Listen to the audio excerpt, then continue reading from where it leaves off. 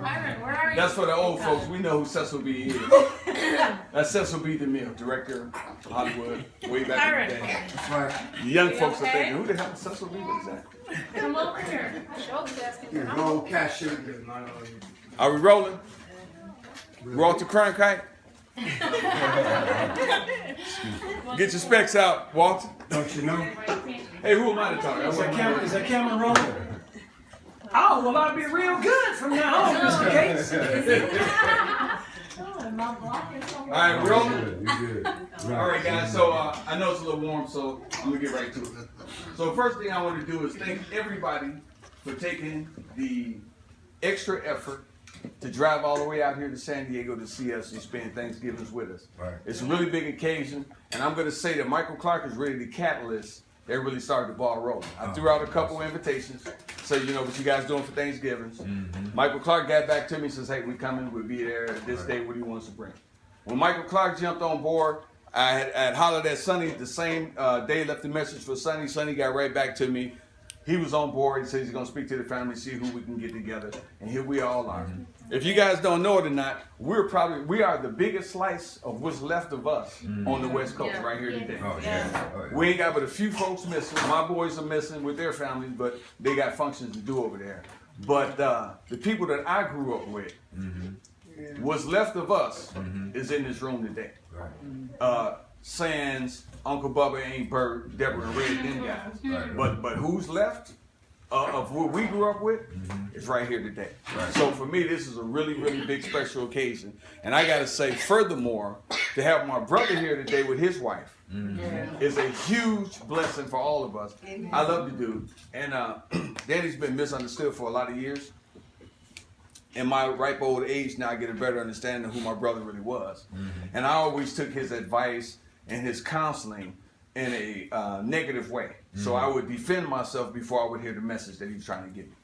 In my old days, I get what he was trying to do, and I understand that he was sharing his knowledge, his life's experiences to try to make my life better. Right. So thank you, brother. Appreciate it. Sorry I keep and scratch a whole lot of time.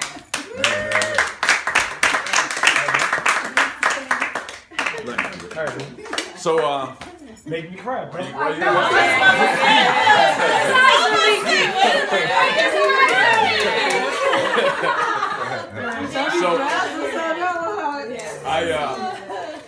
Life is a real funny thing, and as you go through the stages of your life, you become a different person. Yeah. For me, my big changes were, I grew up in Chicago, and I lived there for 21 years, and I gathered and gained the skills and tools that you have to survive in that kind of environment.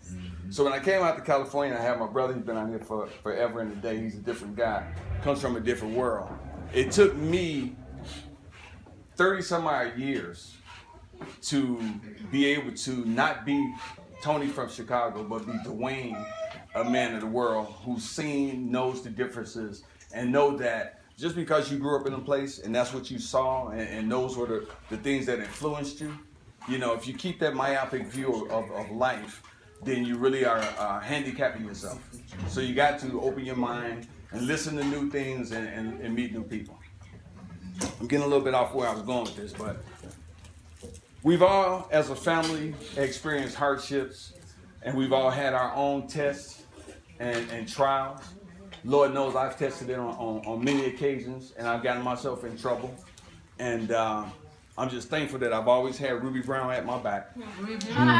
And so are we. I know that my dad's name is James B. Brown, sitting right over there. Pop's over here with us. But I know I got a lot of his traits. Some good. Some not so good. That was nicely put in. Some good and some not so good. Because we were right? just talking about that earlier, But actually. it's a matter of education, and it's a matter of learning to be different and knowing what differences are. But I wanted to get us all together in this group right here today because I want to ask for a special prayer for a family member. I'm not going to name the family member, but we're all family. So for one of us, I'm seeking extra special blessing. Okay, and I want everybody to give your biggest prayers for this family member. Okay, I'm gonna ask our family member, brother and Reverend Pastor Michael J. Clark, to say a few words to get us all that feeling that we all enjoy on this kind of occasion. So if I could ask everybody to hold hands one more time. We're gonna throw this prayer out, and this is for a family member that needs a special blessing.